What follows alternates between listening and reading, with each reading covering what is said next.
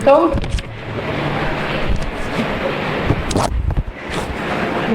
Bueno, pues no exactamente, porque la divina voluntad es algo común a las tres divinas personas. En Dios hay tres personas, lo sabemos, es un único Dios y tres personas, Padre, Hijo y Espíritu Santo.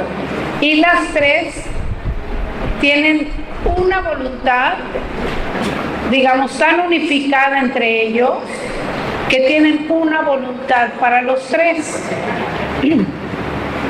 Entonces es una voluntad común a las tres divinas personas. Lo que quiere el Padre, lo quiere exactamente igual el Hijo. Y igualmente lo quiere el Espíritu Santo.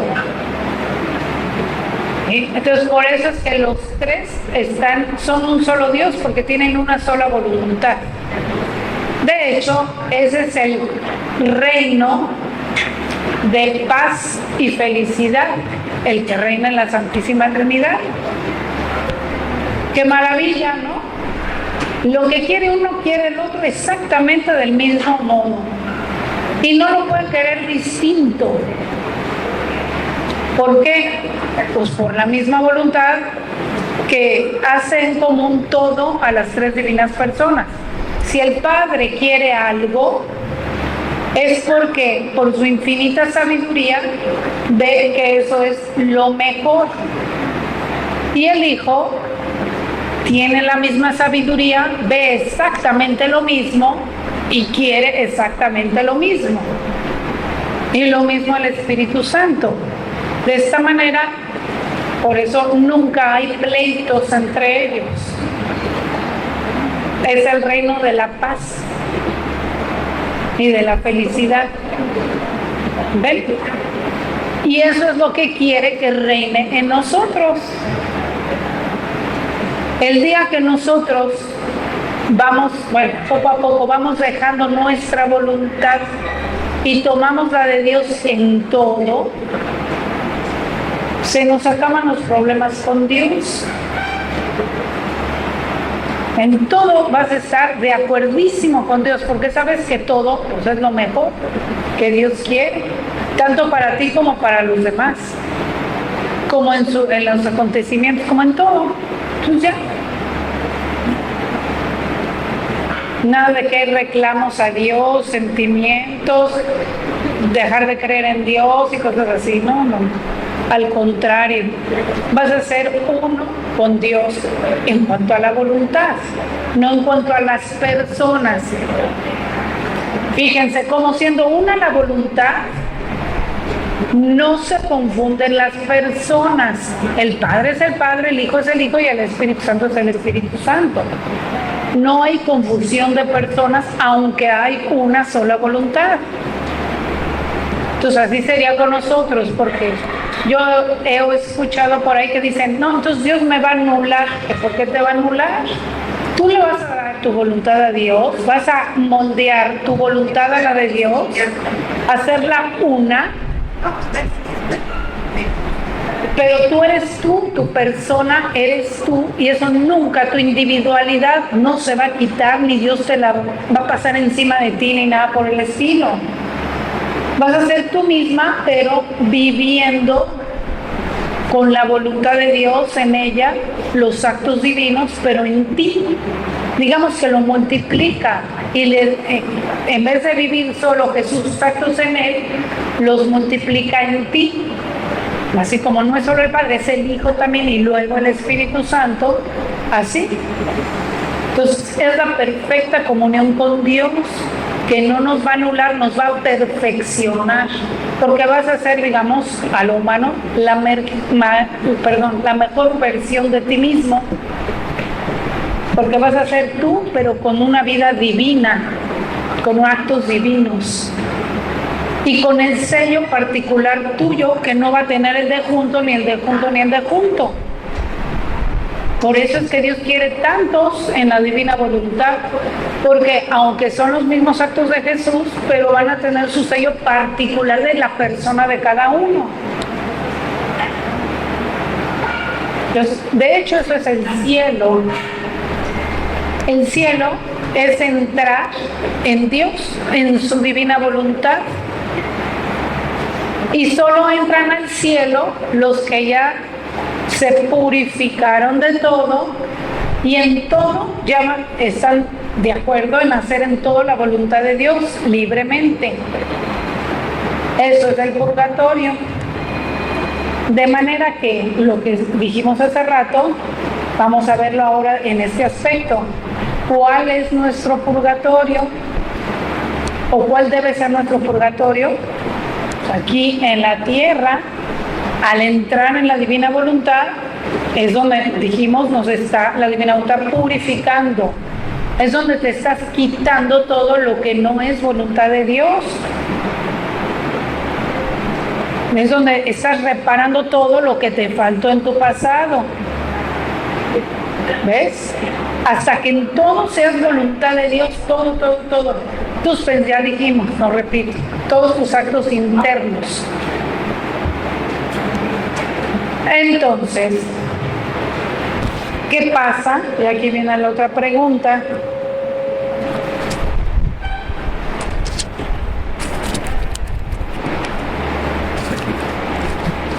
¿Dónde me quedo? Si los actos no fueron hechos en divina voluntad, ¿cómo será el juicio? Pues vamos a ver cómo serán los actos hechos en divina voluntad primero y luego ya entenderemos lo de los demás.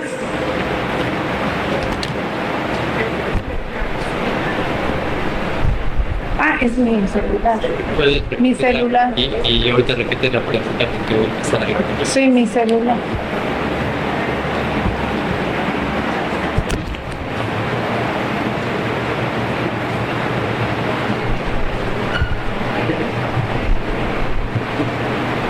Tienes el wifi. Bueno, entonces ya nos damos cuenta que los actos humanos, ese es su juicio. Cuando uno se muere, pues nos vamos a comparar, por decirlo de una manera humana, ¿no? Ahí en ese momento el alma empieza a ver pues con los ojos del alma, con el alma. Y entonces ya no es, oye, yo creo que hice bien, yo creo que hice mal. No es lo que tú crees. Es, ¿cuál es el plan de Dios? ¿Cuál era? Ya lo dijimos, que todos sus actos fueran hechos en la divina voluntad. Y esa persona llega, aquí me preguntan, si los actos no fueron hechos en divina voluntad, ¿cómo será el juicio? Pues llega con actos humanos. Vamos a poner con actos de muere en pecado mortal. Vamos a empezar por el peor caso. Entonces llega, no tiene nada que ver, no tiene nada de conexión con la voluntad divina. Y en ese último instante que Dios le da oportunidad, se arrepiente, pues entonces se queda fuera de la voluntad divina y no puede entrar al cielo. O sea, si voluntariamente persiste en no unir su voluntad a la de Dios, imposible que entre al cielo. ¿Cómo lo forza Dios? No se puede. Por eso tenemos esperanzas de que solo se van al infierno los que realmente ni en el último momento, con una gracia especial de Dios o una luz especial que Dios da en ese último momento, ni ahí se quieren arrepentir y pedir perdón y unir su voluntad a la de Dios. Pero bueno, ese será el caso peor. Pero bueno, si en ese momento o antes ya están arrepentidos de sus pecados, de sus separaciones de voluntad de las de Dios, que eso es el pecado, entonces pues te encuentras con que sí, Dios mío, no, yo sí, ya estoy arrepentida, estoy haciendo tu voluntad ahorita, pero ¿cuántos actos tienes vacíos que no le diste gloria a Dios? Pues a eso es el purgatorio, te tienes que ir a llenar de voluntad divina, de amor a Dios, de esos vacíos, hasta que ya esté tu vida, toda tu vida, todo llena y en tu voluntad ya no haya ningún vacío de voluntad de Dios para entrar al cielo. Hay unos que peor, ¿no? O sea, por ejemplo, los que vivieron una vida de pecado y se salvaron por arrepentirse, por confesarse, en fin. Pero pues, ¿cuánto le deben de gloria a Dios? Eso es el purgatorio. Y una vez ya pasado esa etapa del purgatorio, ya entran a Dios. Pero ahí por eso en el cielo ya no va a haber nada de pleitos ni nada, porque nadie entra si no es todo voluntad de Dios. Entonces ya entrando vas a ser igual que, bueno, vas a querer solo lo que Dios quiere ahí, no vas a querer otra cosa, no vas a poder poner contrastes, dificultades, ni cosas que Dios no quiere. ¿Ves? Entonces por eso va a ser pura armonía allá. Ahora, se muere una persona pues que sí se esforzó en esta vida, incluso santa, muy santa, hasta donde conoció, pero en voluntad humana. Pues ahí tendrá que primero unirse, al menos en el último acto, hasta donde entienda, a la voluntad divina. Y va a llevar sus actos buenos, sí, de acuerdo a la voluntad de Dios, pero no vividos en la divina voluntad. Entonces, si entra al cielo, si es que ya no tiene nada que purgar, pero le quedaron todos, bueno, esos vacíos de divina voluntad. Y ahí es donde dice que las almas en la divina voluntad también van a suplir en el cielo. Y todos esos gozos que debían de llevar los van a tener ellas y los van a compartir con todos. Y luego ya viene el último, vamos a decir, el último caso, que tú, bueno, viviste en voluntad humana un tiempo, pero te llegó la gracia de conocer esto, y entonces tú aceptaste y pusiste de tu parte pues lo que pudiste, ¿no? Te esforzaste. Y viviste un periodo de tiempo, no sabemos qué tan largo o corto, en que ya te esforzaste en hacerlo en la divina voluntad. ¿Cómo queda ahí tu vida pasada? Porque dices, ay, pero me faltaron actos atrás, ¿no? Bueno, a ver si entendemos esto, a ver si me logro explicar yo más bien. Cuando tú entregas tu voluntad a Dios y dices, quiero vivir en tu divina voluntad, tú eres una unidad, o sea, tu voluntad es una, no tienes muchas voluntades, tienes una. Y en esa voluntad, con esa voluntad tú hiciste todos tus actos pasados también, y ahí los traes guardados. En cuanto tú unes tu voluntad a la de Dios, te llena toda tu voluntad, también los actos pasados.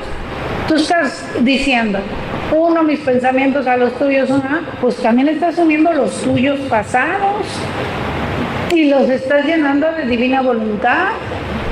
Entonces, aunque hayas vivido un periodo de vida pequeñito en la divina voluntad y ahí te mueres toda tú en la divina voluntad, llena de divina voluntad.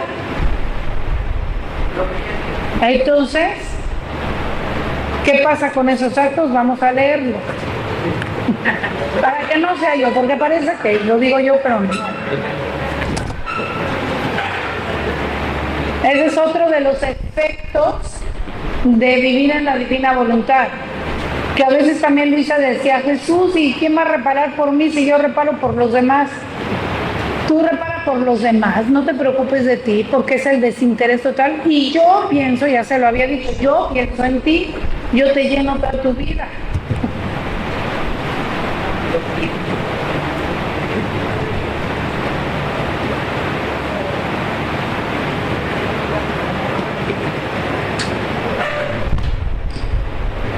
Hija mía, para el alma que hace mi voluntad y vive de mi querer, bueno, aquí habla de la muerte primero, no hay muertes. La muerte está para quien no hace mi voluntad. 9 de junio de 1912, volumen 11. 12.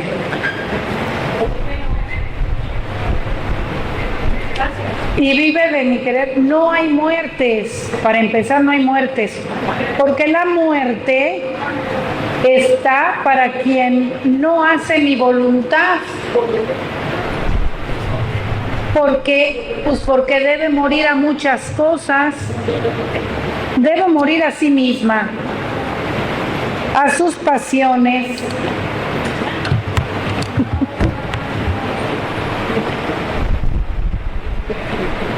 a la tierra, pero quien hace mi voluntad no tiene a qué cosa morir. Ya está habituada a vivir de cielo. O sea, para entrar en la divina voluntad, moriste a todo eso, renunciaste a todo eso. Pues ya está habituada a vivir de cielo. Para ella no es otra cosa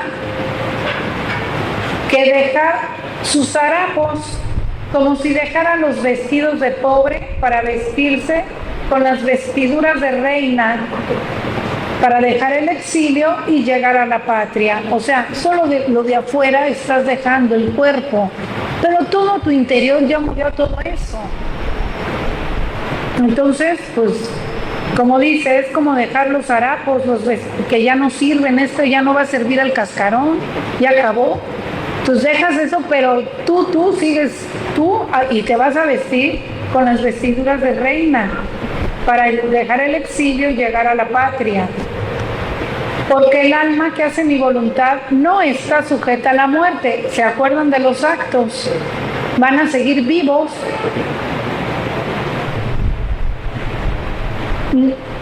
Dice, no está sujeta a la muerte y no tiene juicio.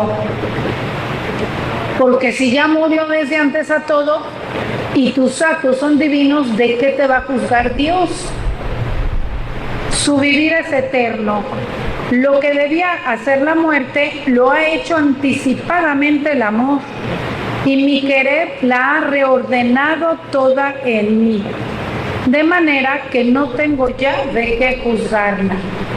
Si son los actos de Jesús en ti, ni modo que se juzgue a sí mismo. A ver, ¿esto va al purgatorio? No, pues no va a decir eso. Eso es de cielo, ya es cielo. Estás viviendo el cielo, o sea, de Dios aquí en la tierra. Es otro de los efectos y maravillas de vivir en la divina voluntad. Así pues, le dice Jesús y nos dice, estate en mi voluntad, y cuando menos te lo pienses, te encontrarás en mi voluntad en el cielo.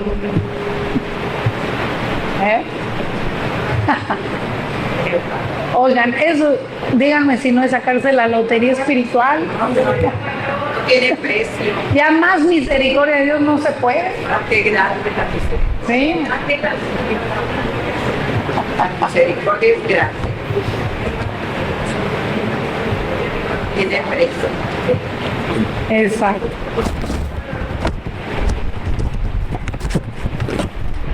Entonces, si no queremos juicio tampoco, ya sabemos cómo.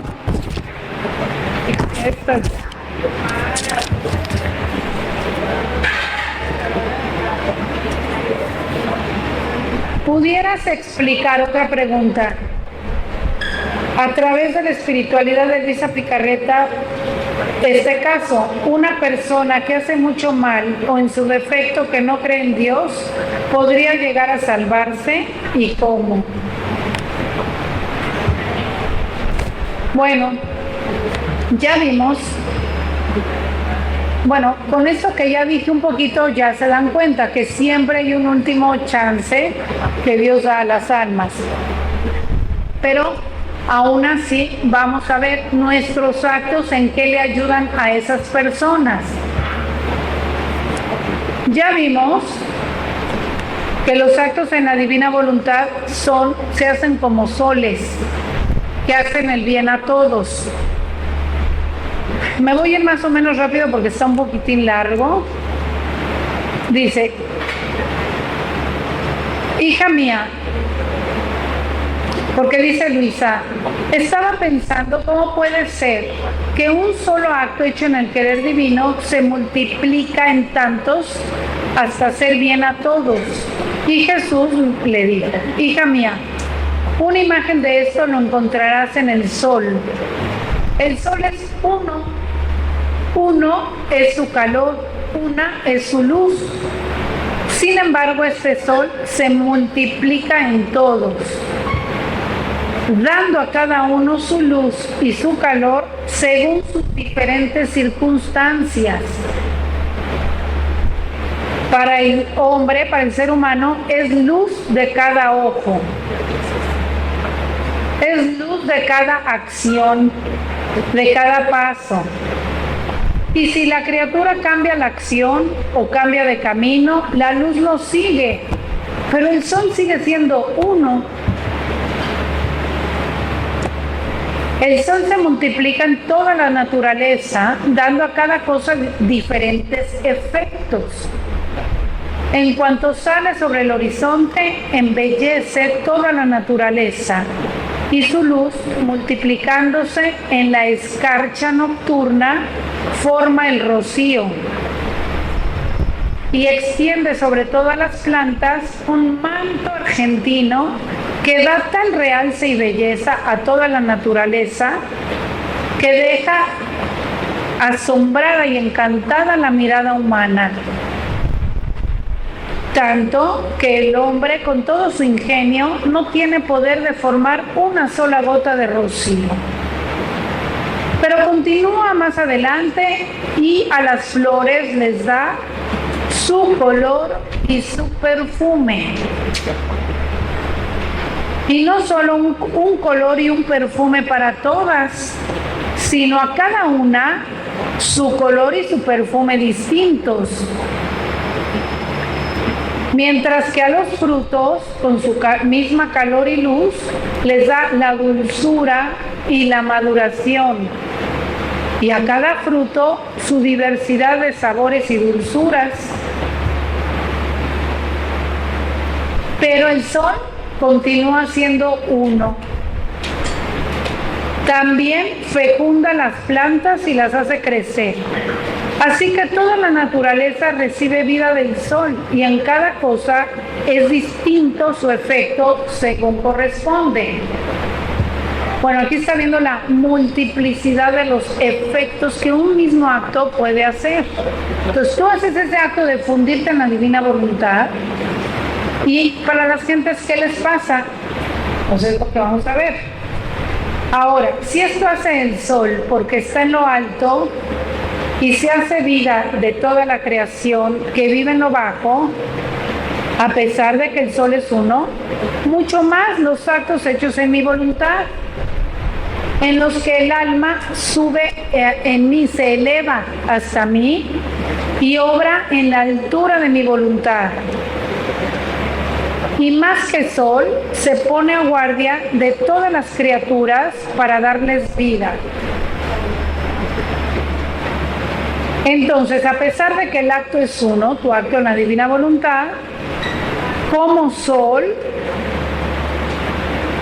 flecha a todas las criaturas y a unas las embellece, a otras las les fecunda la gracia, a otras las libra del frío, a otras les ablanda el corazón, a otras les disipa las tinieblas, a otras las purifica y las incendia, dando a cada una los diferentes efectos que se necesitan y según las disposiciones mayores o menores de cada uno. Entonces, basta con que hagamos nuestros actos en la divina voluntad y producen todos estos efectos hacia todas las almas. Pues sí, les está dando gracias de conversión, de quitarles el frío, de disiparles las tinieblas, de llamarlos, de hacerles surgir a lo mejor remordimientos o necesidad de Dios. En fin, Dios sabe qué efectos producen y qué necesita cada una y hace que produzcan esos efectos.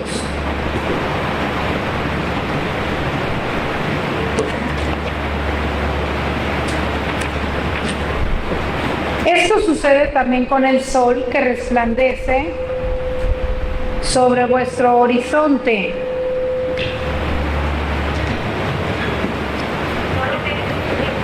Ok.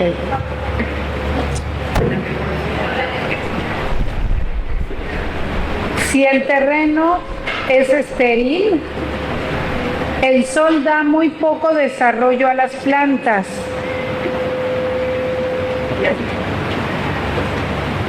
Si no hay semilla, el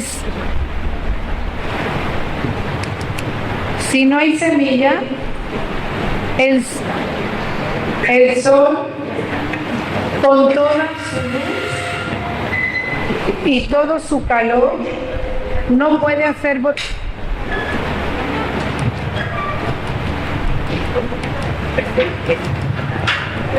a ver, ahorita vuelvo a iniciar a ver, así. Y me regreso un poquito y tomo la idea. Si el terreno es estéril, el sol, o sea, es el mismo sol, da muy poco desarrollo a las plantas, pero es por parte del terreno, no de que el sol no le quiera dar. Si no hay semilla, el sol con toda su luz y todo su calor no puede hacer brotar nada. Y si el hombre no quiere activarse para obrar, el sol nada le puede hacer ganar. Así que el sol produce en la creación los bienes según la fecundidad de los terrenos y la actitud del hombre. De la misma manera, los actos hechos en mi querer, a pesar de que corren para bien de todos, obran según las disposiciones de cada uno y según la actitud del alma que vive en mi voluntad.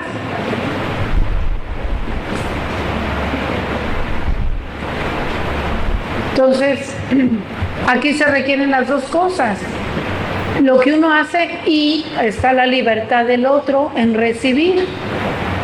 Entonces, en cuanto se disponga, pues recibe todos los bienes que quiera recibir. ¿Ve? Lo mismo que para nosotros. Vamos recibiendo por cuanto vamos queriendo, como ya dijimos, y si estamos aquí, seguramente es por tantos actos en la divina voluntad que ya hay, los de Jesús, los de la Santísima Virgen y los de Luisa, que nos han obtenido esa gracia.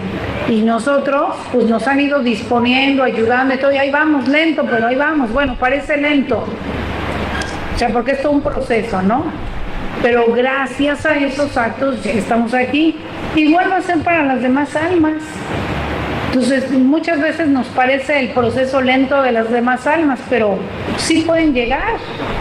Y muchas, o no, o a lo mejor la mayoría van a llegar, y solo los muy, muy, muy duros de corazón, a lo mejor no. Pero fíjense cómo con ellos ni Jesús mismo puede nada, por la libertad.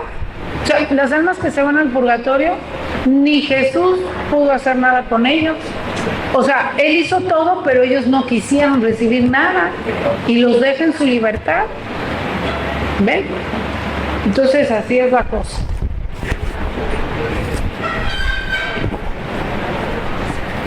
Aquí una pregunta. Mis comuniones pasadas no se pierden sin las uno a la divina voluntad. Ya quedó contestado, ¿no? Las comuniones y todos nuestros actos pueden ser rehechos por nosotros mismos en la divina voluntad.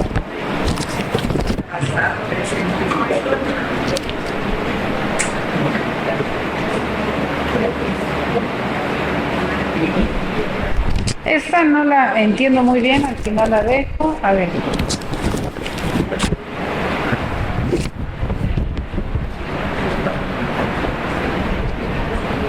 Todo o casi todo, como ora Luisa en las horas de la pasión y en las oraciones, es modo divino de orar, ¿sí?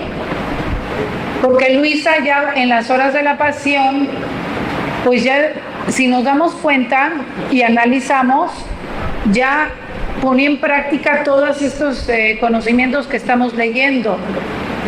Y ya lo ponía ahí como normal, pues como que Jesús, sí, yo también quiero acompañarte, uno mi voluntad, o sea, sí lo va haciendo. Y sí es oración en divina voluntad de Luisa. Pero el que las lee, ahí va también lo mismo. El que las lee tiene que también tener ese conocimiento y esa voluntad.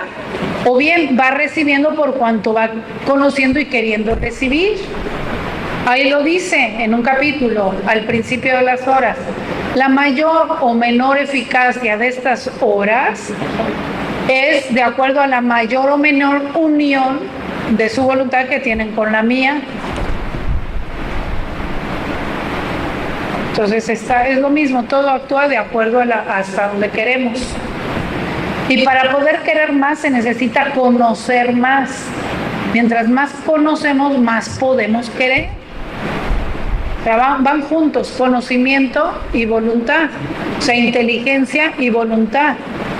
Dios nos dio esas tres potencias para ejercitarlas de una manera continua y juntas. ¿Sí? Entonces primero llega el conocimiento a nuestra inteligencia. Ya te ilumino, ya lo entendiste. Ahora viene la correspondencia de tu voluntad. Si tú quieres hacerlo, ya queda en tu voluntad. Ya uniste tu voluntad a la de Dios y quedó como vida tuya. Si no, nada más quedó como un conocimiento de tu inteligencia. Y no, pues no queremos. O sea, Jesús nos llama no solo a conocer, sino a vivir en su voluntad, a hacer actos con nuestra voluntad. Entonces, para que tengamos más claro cómo va a ir funcionando esto, cada vez que leas un capítulo, ya lo entendí o entendí algo, ahora sigue el acto de mi voluntad, como les dije, ahora vamos a rezar, a ver, Jesús, quiero hacerlo, ¿sale? Y más aún, quiero hacerlo para el resto de mis actos y de mi vida, para que ya queden envueltos todos tus actos con esto. Y no se te escape, porque hay personas que luego me dicen, es que ya no me acuerdo, se me han olvidado muchas verdades. No importa, eso a lo mejor no lo tienes ya en la memoria, porque pues no tenemos memoria para todo. Pero Dios no te va a ver si lo tienes en la memoria, sino si lo viste y lo tienes en la voluntad. ¿Ven? Entonces hay que hacerlo pasar a la voluntad. Quiero hacerlo para ahorita y el resto de mi vida. Sí, porque puede pasar. Ay, qué puede. Sí. Puede pasar eso. Por ejemplo, ¿ya está fallando o qué? Bueno. No, está prendido.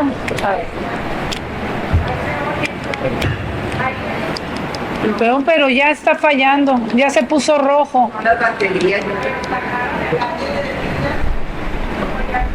Bueno. A ver. Es que lo tienes que conectar. Pero no, es que no es nuestro, no sé. Este sí prendió, pero que lo tienes que calibrar allá. Bueno, ya. Entonces, esto, a lo mejor es algo, una experiencia personal, ¿no? Con mi papá, que al final, él tenía una excelente memoria, un conocimiento muy grande de todo esto, ¿no? Pero al final de su vida tuvo un tumor en la cabeza. Y se puede decir que ya pues fue perdiendo sus facultades, ¿no? Y pues ya no podía, humanamente hablando, pues recordar capítulos y vivirlo y poner sus intenciones. Pero pues no importa.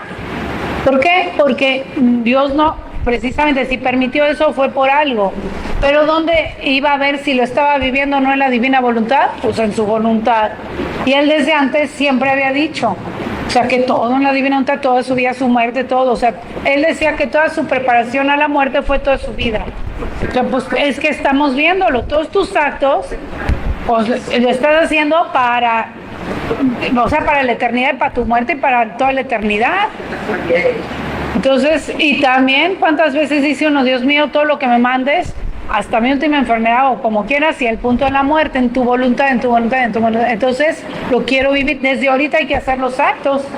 Y como te llega la muerte, ya vas a estar preparada o preparado, o sea, no hay ningún problema.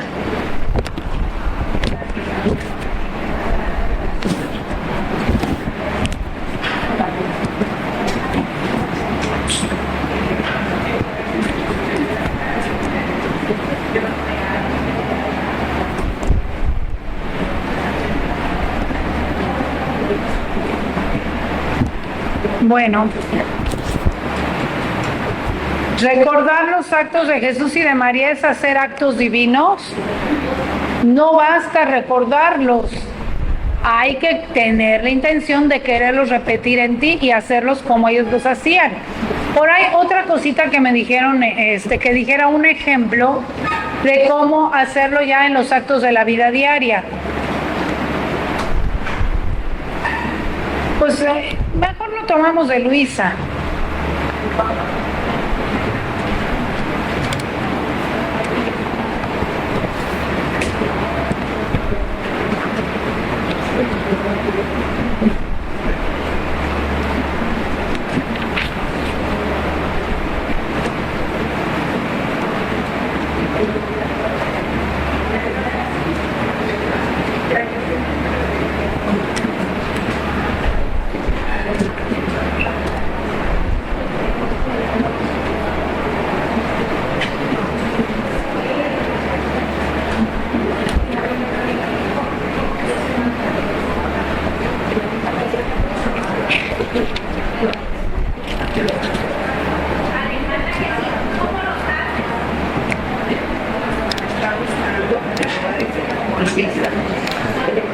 Pues sí, mejor como los hace Luisa, para que vean.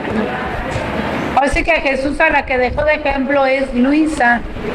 Esto hay que entenderlo. Luisa es la depositaria de todos los conocimientos de la divina voluntad.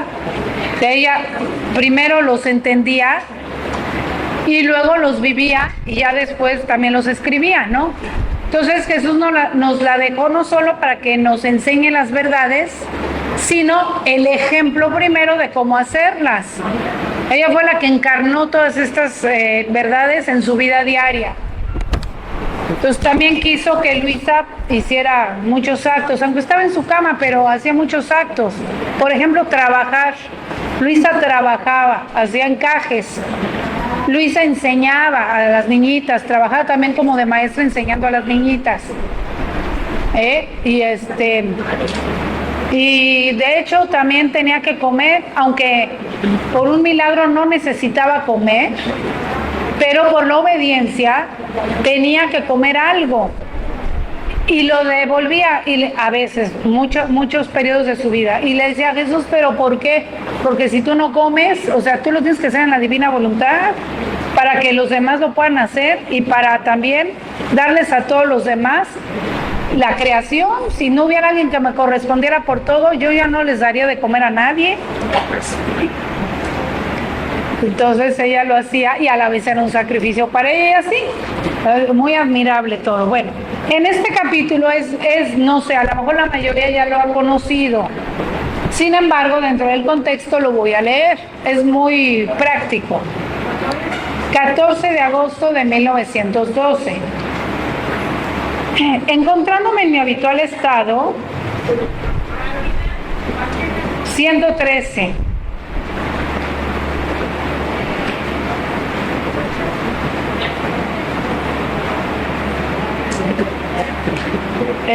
Mi siempre amable Jesús me dijo, bueno, Jesús me dice primero que todo lo debe de hacer como si Jesús lo quisiera hacer en ella, para hacerlo en la divina voluntad.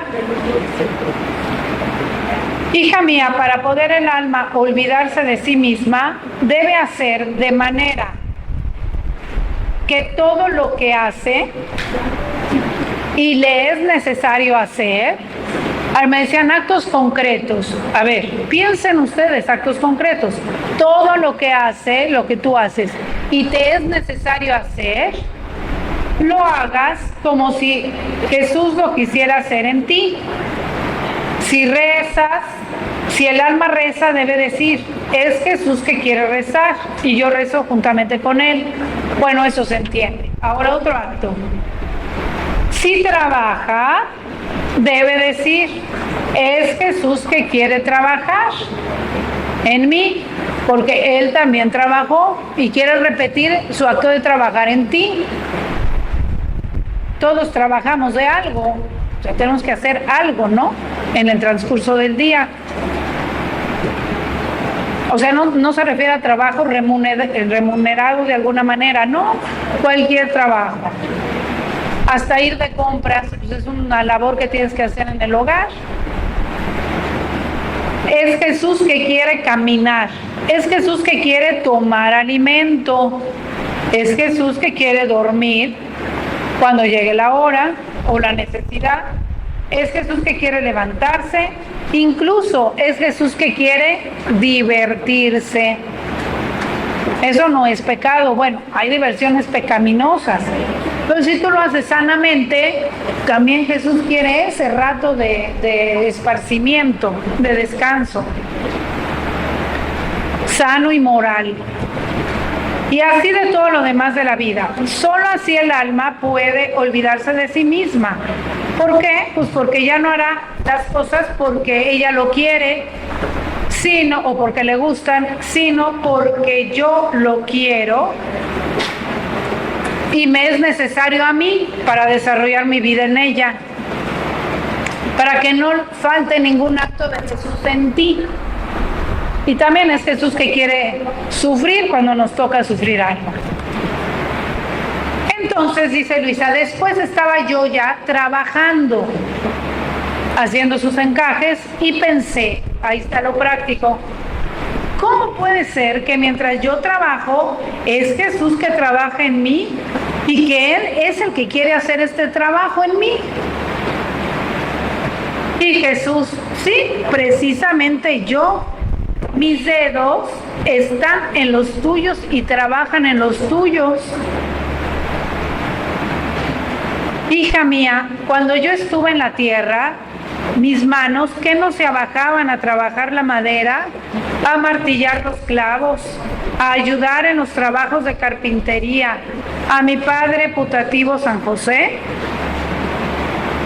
Y mientras todas esas cosas hacía, con esas mismas manos y con esos mismos dedos, al mismo tiempo, él tenía su actividad divina, en la divina voluntad. Dice, creaba las almas, a otras las llamaba a la otra vida, divinizaba todas las acciones humanas, las reparaba, etcétera, etcétera, las santificaba y daba a cada acción un mérito divino. En los movimientos de mis dedos, llamaba a todos los movimientos de tus dedos y de los de todas las demás criaturas. Y si yo veía que los harían por mí o porque los quería hacer yo en ellas, entonces continuaba mi vida de Nazaret en ellas y me sentía consolado por parte de ella, por todos mis sacrificios, por todas las humillaciones de mi vida oculta, y les daba a ellas el mérito de mi misma vida, o sea, su mismo acto divino. ¿Ven? Entonces digamos que son como las conexiones con las que nos vamos conectando a nuestro Señor, los diferentes actos del día. Porque si fuera solo a la hora de orar, pues nada más la oración nos conectamos con Jesús y toda nuestra demás vida pues queda hecha en voluntad humana.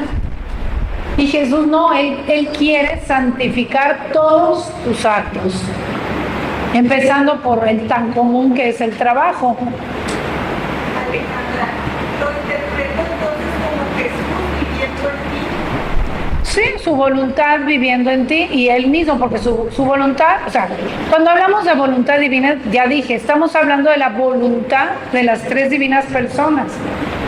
Entonces no es que te dé su voluntad y Él se queda allá en el cielo, pues Él se da su voluntad con Él mismo porque es parte de Él, es inseparable de Él, está dentro de Él y dentro de la Trinidad Sacrosanta. Entonces se viene Él y las tres divinas personas, pero como no tenemos capacidad de tanto, vamos por partes, vamos por pasos. Y claro que Él está viviente en ti. Entonces por eso no es ya que está vivo en la hostia y viene a ti un ratito y ya se va, no.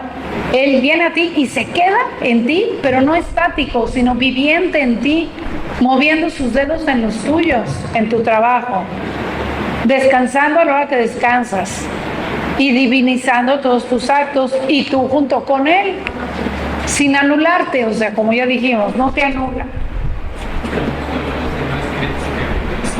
Sí, exacto. Ya no soy yo, es Cristo quien vive en mí y yo con Cristo y al modo de Cristo. Entonces dice, hija mía, la vida oculta que hice en Nazaret no es conocida ni valorizada por los hombres.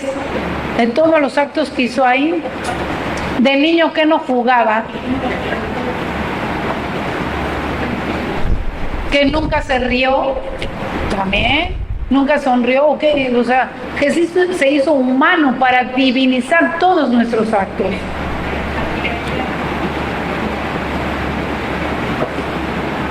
Entonces dice, sin embargo, no podía haberles hecho mayor bien que con esta vida después de la pasión, porque abajándome yo a hacer todas esas pequeñas acciones, hacer todos los actos que los hombres hacen en su vida diaria, como el comer, el dormir, el beber, el trabajar, el cocinar, el barrer, actos todos que nadie puede dejar de hacer, yo haciéndolos, hacía correr en sus manos una moneda divina de precio incalculable.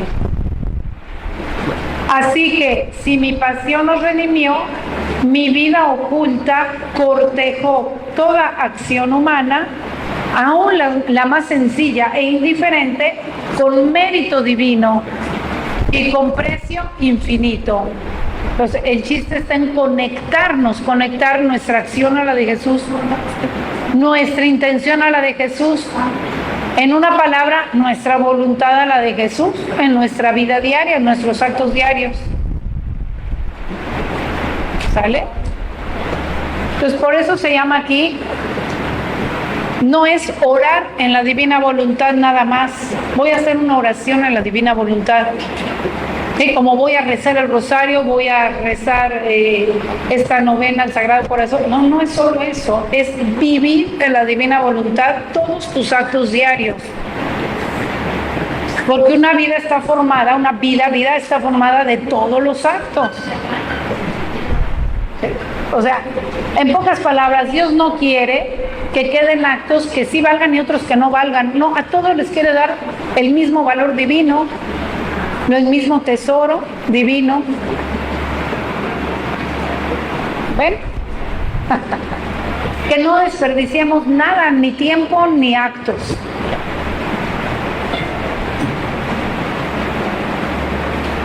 Entonces dice Luisa,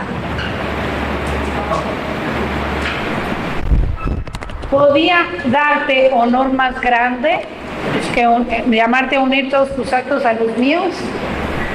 Dice Luisa, pero ¿quién puede decir lo que yo comprendía y el bien que se puede hacer tanto a nosotros como a todos los demás, haciendo las cosas porque Jesús las quiere hacer en nosotros?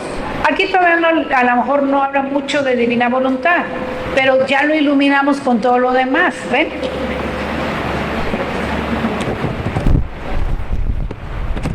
Entonces, ahí está. Ya van entendiendo más cómo es esto de vivir en la divina voluntad todos los actos del día. Entonces, la misma Luisa decía, ¿cómo? ¿A poco? Sí, sí. Y a ella sí le permitía a nuestro Señor palparlo más, de que ahí estaban los dedos de Jesús y que ella se unía a esa actividad divina. Pero nosotros tenemos que tener fe.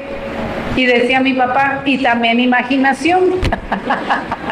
O si no, ¿cómo nos lo imaginamos? Para eso nos dio la imaginación. Si en algo está bien utilizada la imaginación, es en eso. Bueno, ¿qué horas son?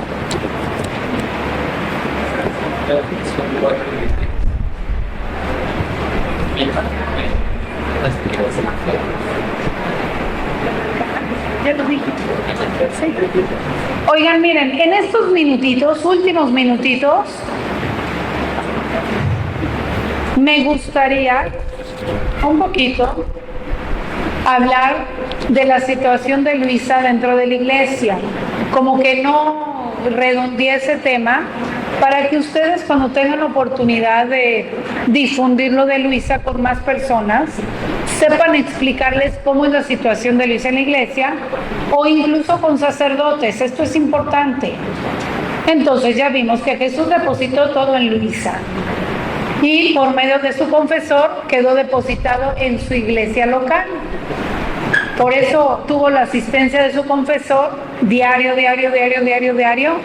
no solo mientras escribía, sino hasta el final de su vida. Y entonces, pues eso quedó ahí ya en la iglesia de Trani. Los escritos depositados en la iglesia, cuando hablamos de Luisa, cuando nos referimos todo lo que nuestro Señor le manifestó, sus escritos, sus actos, su santidad, todo. Y luego la iglesia de Trani abrió la causa de beatificación en 1994 y pasó la fase diocesana. Terminó esa fase diocesana y la pasó al Vaticano. Entonces, Luisa, su causa de beatificación está actualmente abierta en el Vaticano. Entonces ya está en el Vaticano, en Roma. ¿Sí? Ahí, ¿en qué estado va? Pues quisieron primero ver todo lo de los libros, y los teólogos, ya se bajó. Los teólogos, a ver si me escuchan. Los teólogos, dos que tienen que revisar los escritos, ya los revisaron y ya dieron su opinión de que no hay errores en Luisa. Entonces, hasta ahorita el proceso de Luisa dentro de la iglesia ya se pronunció, porque hay gente que dice, no, pero es que la iglesia no ha aprobado. Bueno, ya aprobó que se lean, ya dijo que no hay errores. El obispo de Luisa, de Trani, él ya dijo que se pueden leer los escritos, pero interpretándolos siempre, pues, de acuerdo a la doctrina católica. O sea, no vamos a usar los escritos de Luisa para retorcerle y decir cosas que no dice Luisa fuera de la mentalidad católica, ¿ok? Porque es lo que pasa con los protestantes. Y puede pasar aquí. Entonces, nada más tener el cuidado de leer los escritos de Luisa, sabiendo que no niega ningún dogma, no quita nada de la iglesia, no nada, o sea, viene a enriquecer todo y a iluminar todo, ¿sale? Entonces, con esa mentalidad, como les decía, hay quienes dicen, es que ya no es necesaria la comunión. No, eso no está diciendo. Entonces, está diciendo que comulgues en la divina voluntad, ¿sí? Que la comunión sola sin la divina voluntad no basta, que hay que hacerla en la divina voluntad y todos tus actos. Ah, no. Él es el que está viendo eso. Es tu compañía, es allá, ¿no? Nada más que se acabó el este. Perdón, Es tu compañero que estaba haciendo por allá por la otra. Sí. Pero ustedes qué pasó que ahorita ya se acabó la pila. Entonces, es verdad que todavía no han canonizado a Luisa, eso es verdad. Pero la iglesia va poco a poco y ya dijo, pero va poco a poco la iglesia y ya estamos en la etapa en que ya revisó sus escritos y ya dijo que no hay ningún error, ¿sale? Entonces eso no va a volver a pasar, nada que la iglesia se regrese y otra vez va a revisar a ver si hay errores. No hay errores, ya se pronunciaron los teólogos, no hay errores en los escritos de Luisa, ¿ya? ¿Sale? Para tener toda esta confianza que en eso van los escritos de Luisa. ¿Qué falta? ¿No la han canonizado? Sí, eso es un proceso largo.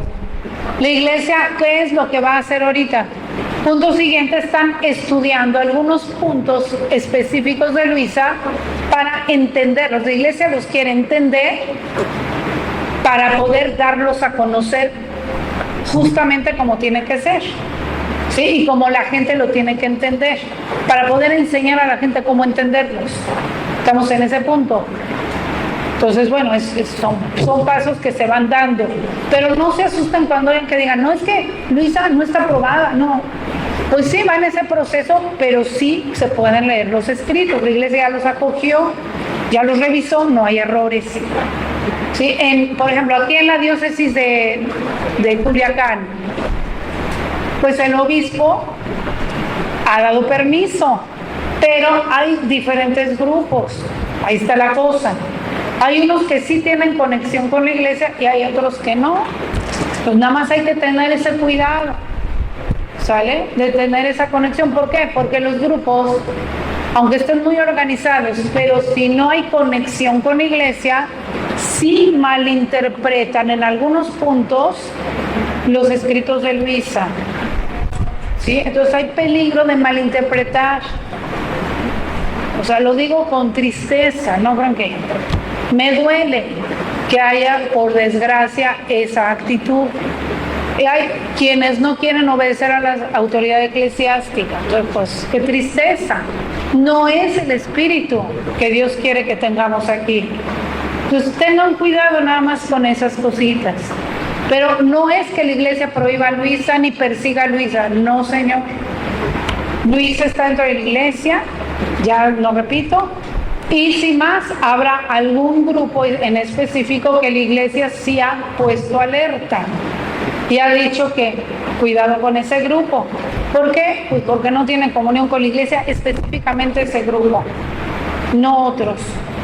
¿Sale? Entonces nada más, ¿por qué? Porque la iglesia, que es nuestra madre, no quiere que nos desviamos y nos hagamos secta. ¿Sí? O sea, ya no quieren comunión, no quieren sacramentos, o por lo menos no como debe de ser, no quieren jerarquía eclesiástica, o solo cuando les guste y cuando no, no. ¿Qué es eso? ¿Eso es voluntad humana? ¿Cómo? El rosario. Exacto, hay quienes dicen también que el rosario no, y que esto no, y que el otro no. Entonces, todo nos llama a Dios a darle coronamiento en la divina voluntad, también en Santo Rosario, ¿sí? Que a veces no tienes tiempo y no lo haces, ok, pero no es que digas, no quiero ya el Santo Rosario, o sea, eso no, ¿sale? Entonces hay que ir en esa línea, pues, de la iglesia. Luisa nunca en sus escritos van a encontrar esas expresiones, que diga Santo Rosario ya, no, ya Santa Misa, no. Entonces vean cómo sí se puede ir malinterpretando. Entonces, si la iglesia alerta acerca de un grupo, hay que ser dóciles. Ha estudiado esos grupos y sabe por qué lo dice. No le tomen a mal todos los obispos. Sí, porque a veces como que nos ponen un chip. Yo veo por todos los correos y mensajes que mandan, ya todo lo ven mal de la autoridad eclesiástica, y no es así, ¿sí? Está iluminada por Dios, y si nos ponemos en la actitud de obediencia, los seguirá iluminando, aunque llegaran a equivocarse.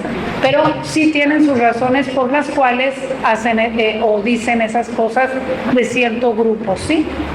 Entonces, confiar o investigar más, porque, a ver, y ya digo, aquí en público pues no lo voy a estar diciendo, pero confiemos más en que Dios sí ilumina a su iglesia por medio de los obispos.